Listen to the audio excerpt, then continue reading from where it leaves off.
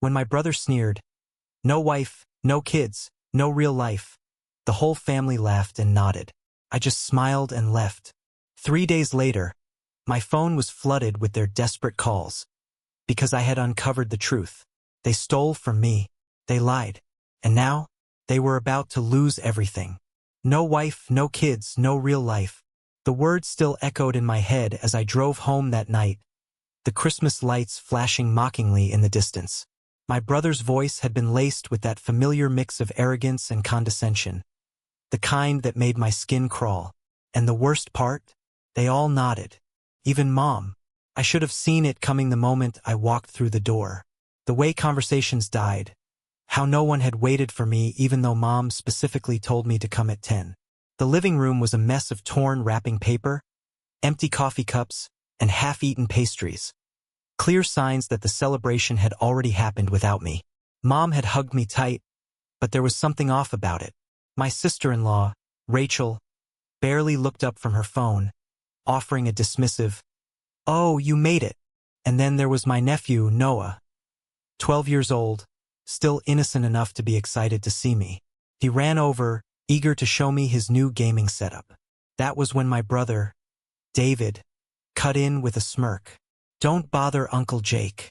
He probably doesn't understand these things anyway. Too busy with his whatever it is he does." The jab wasn't subtle. It never was. Unlike David, who had built his life around the perfect nuclear family. Marriage, a house in the suburbs, a kid in private school. I had chosen a different path. I worked remotely in tech, traveled when I wanted, and built a life on my own terms. Dad had always supported my choices, even if they didn't fit the traditional mold. But ever since he passed in October, the criticism had become sharper, the judgment heavier. I let the comments slide. It wasn't worth it. But the tension only grew worse at dinner. Mom had gone out of her way to recreate Dad's traditional Christmas roast, the first time since he passed. The silence at the table was thick, suffocating, until Rachel decided to break it. "So, Jake, any special someone in your life yet? At your age, you should really be thinking about settling down. Noah needs cousins, after all." I barely had time to respond before David chimed in, laughing as he sliced into his steak.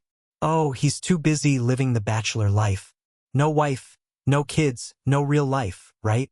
The laughter that followed was light, almost casual. But the way Mom looked down at her plate told me everything. This wasn't just an offhand joke. This had been discussed before, probably more than once. I set my fork down, forcing myself to stay calm. "My life is pretty full, actually. I'm happy with my choices." Rachel scoffed. "Full of what exactly? Work? Empty hotel rooms? Random flights to nowhere? That's not living, Jake. That's just existing. You're wasting your potential." That was when I snapped. "Don't tell me what Dad would have wanted." The words were sharper than I intended, but I didn't regret them. The room went dead silent. Mom fidgeted, reaching for her wine glass. Rachel looked like she was about to argue, but David leaned in instead, lowering his voice like he was about to deliver some profound truth. "You know what? No. We need to talk about this. The will reading is next week, and we need to be realistic here." I felt my stomach drop. There it was. The real reason I was invited at all. "You've got all this money saved up," David continued. "No responsibilities, no one depending on you, while we're over here trying to build a real future for our family. It's not fair, Jake." That was when I noticed Mom's expression. Guilt. And the way she wouldn't meet my eyes told me everything. "What do you mean, we need to be realistic?" I asked, though I was already starting to put the pieces together. Rachel's voice turned syrupy sweet. "We've had some expenses. Noah's private school tuition. The house renovations Dad promised to help with before he... My chest tightened. And Mom's voice was barely a whisper. "We had to borrow against what we knew was coming from the will." It hit like a punch to the gut. Borrow from where? The silence that followed was deafening. David finally spoke, his tone dismissive. "Your portion." I felt the blood drain from my face. "You took money from my inheritance without asking me?" David leaned back in his chair, completely unfazed. Borrowed. And honestly, what were you going to do with it anyway? He gestured vaguely. You're just a waste of space in this family, Jake. No real connections, no one depending on you. Just floating through life while the rest of us deal with real responsibilities. And that was it. The moment everything became crystal clear. Mom looked pained but said nothing. Rachel sipped her wine, completely unbothered. And David, he just watched me, waiting for me to explode, waiting for me to fight back like I always had. Instead, I did something that clearly threw them off. I smiled. Thank you for dinner, Mom, I said, pushing my chair back. I need to go. Oh, don't be dramatic, Rachel started, rolling her eyes, but I was already walking out. As I grabbed my coat, I heard David's parting shot. There he goes, running away from confrontation like always. I didn't stop. I didn't turn around. But as I stepped into the cold night air, my hands were already reaching for my phone. Because this wasn't over. Not by a long shot. I drove home in silence, my fingers gripping the steering wheel tighter than necessary. The city lights blurred past me, their glow almost mocking. I had spent years carving out a life I loved, a life I was proud of. But tonight, my own family had reduced it to nothing more than a joke. I should have been furious. Maybe a few years ago I would have been. But anger wasn't what settled in my chest. No, this was something colder, sharper, betrayal. My phone vibrated against the dashboard. A new message from Mom. Jake, please, we need to talk. It's not what you think. Not what I think. They had stolen from me. Lied to me. Humiliated me. I let the phone go dark. But I wasn't ignoring them. Not really. I was just waiting. Because tomorrow morning I had a call to make. And by the end of the day, I'd know exactly what they'd done. The next morning, I was sitting across from Mr. Weston, my father's lawyer. A man who had known our family longer than I'd been alive. He sighed as he placed a thick folder on his desk, sliding it toward me with a look that told me I wasn't going to like what I saw. Your father suspected something like this might happen, he said, adjusting his glasses. That's why he made certain preparations. I opened the folder. And my stomach dropped. Loan documents. 6 of them. All with my name on them. The signatures weren't even good forgeries. Your brother has been withdrawing from your portion of the estate for over a year, Mr. Weston continued. He forged your name on multiple documents, taking out loans against your inheritance. The total? Over $300,000. I exhaled slowly, my pulse pounding in my ears. And my mother? She knew. Mr. Weston hesitated. She didn't initiate it. But she allowed it. Of course, she did. There's more, he said, reaching for another envelope. Your father amended his will shortly before he passed. It seems he anticipated your brother's actions. I stared at the document in front of me, the words slowly sinking in. My father hadn't just left me a share of the inheritance. He had left me control of it. Full authority over every financial decision. Over every penny my brother thought he had access to. It wasn't just money. It was leverage. A slow smile crept onto my face. So, Mr. Weston, I said, leaning back in my chair. What exactly happens if I decide to cut him off? By the time I got home, my voicemail was full. Mom, David, Rachel. Desperate, panicked messages, each one trying to sound reasonable but barely masking the fear. Jake, we just need to talk. We're family. Don't do anything rash. Man up, Jake. Be responsible for once in your life. Please, Jake, you don't understand what's at stake. Oh, I understood just fine. And as I played the messages on speaker, I flipped through the final document in my hands. My father's last letter. Not addressed to my mother. Not to my brother. To me. And the words he had written in his own shaky handwriting? They changed everything. Before I share what was in that letter, the one that would turn this entire situation upside down, I want to hear from you. Have you ever been betrayed by someone you trusted the most? Drop a broken heart in the comments if you've been there. And if you believe that sometimes justice has to be taken into your own hands, hit that like button because things are about to get very interesting. I sat in my apartment, the letter trembling slightly in my hands. My father's words stared back at me, each line carrying the weight of a man who had seen too much, who had known what was coming long before I did. Son, if you're reading this, they finally pushed too far. I've watched David make excuses his whole life. I've seen him manipulate, lie, and take without thinking about the consequences. And I know your mother, bless her heart, will always try to protect him even when she shouldn't. You have a good heart, Jake. But don't let them use it against you. Everything you need to protect yourself is in the garage. Bottom shelf. Behind the paint cans. I set the letter down, my pulse hammering in my ears. My father had known. He had seen this betrayal coming and he had left me something to fight back. I grabbed my keys and drove straight to my childhood home. The house was empty. Mom must have been at David's trying to patch things up before I could do any more damage. I parked down the street, stepping out into the cold night air, my breath coming in slow, measured exhales. The garage smelled the same. Motor oil, sawdust, and something faintly metallic. I navigated past Dad's meticulously arranged tools, crouching down near the bottom shelf.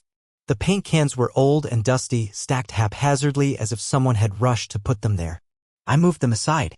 A small fireproof safe sat in the corner, barely visible in the dim light. I punched in my birthday as the combination. It clicked open. Inside, neatly organized, were several USB drives, a thick ledger, and another envelope. I grabbed them all and left. By the time I got home, I barely remembered the drive back. My hands were already opening the ledger before I even sat down. The first few pages made my stomach turn. Loan records, wire transfers, signatures that weren't mine. David hadn't just been dipping into my inheritance. He had been stealing from Dad long before he passed.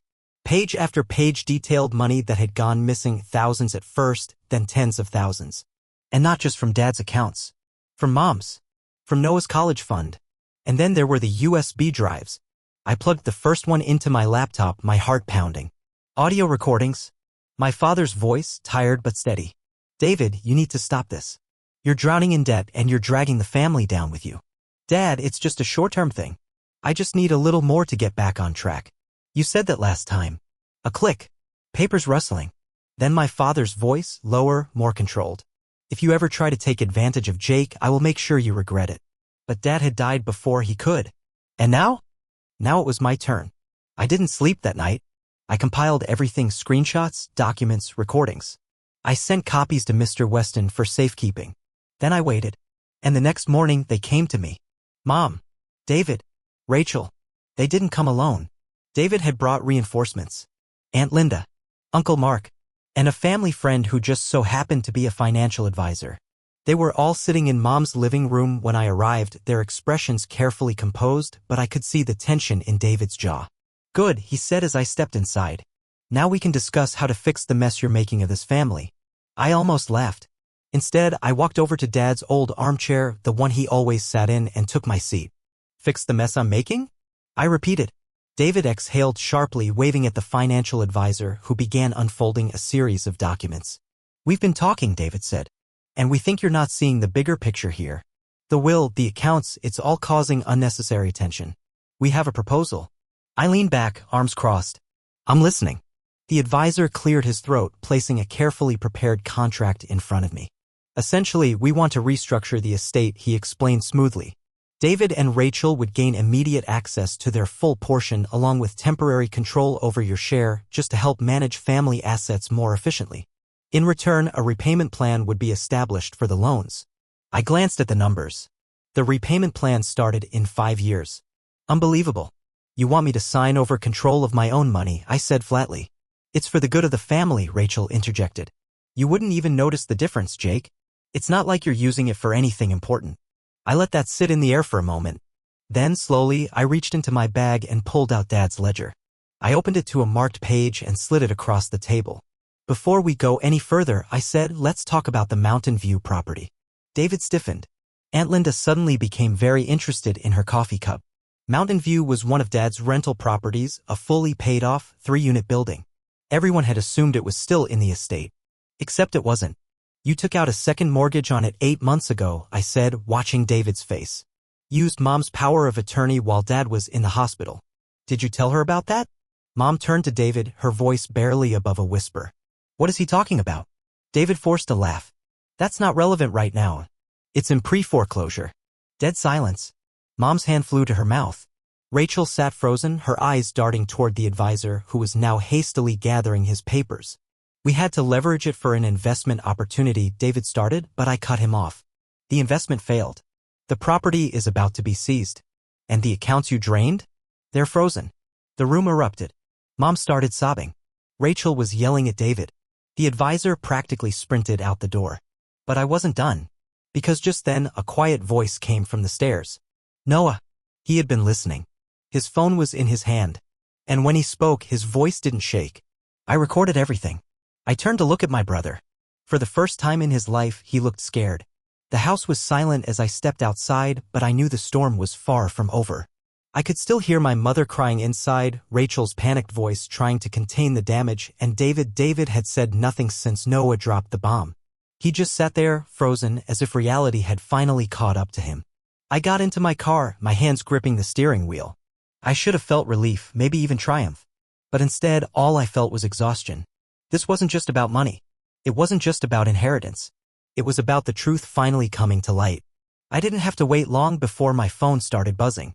First, a string of missed calls from my mother. Then, messages from David. You smug little bastard. You think you've won? You just ruined this family. You think Dad would be proud? Fix this, Jake. We can make it go away. I let the phone go dark. There was nothing to fix. They had already destroyed themselves. The next morning, I met with Mr. Weston, sliding every last document and recording across his desk. He nodded, unsurprised. Your father suspected this would happen, he said. That's why he gave you full control. I took a deep breath.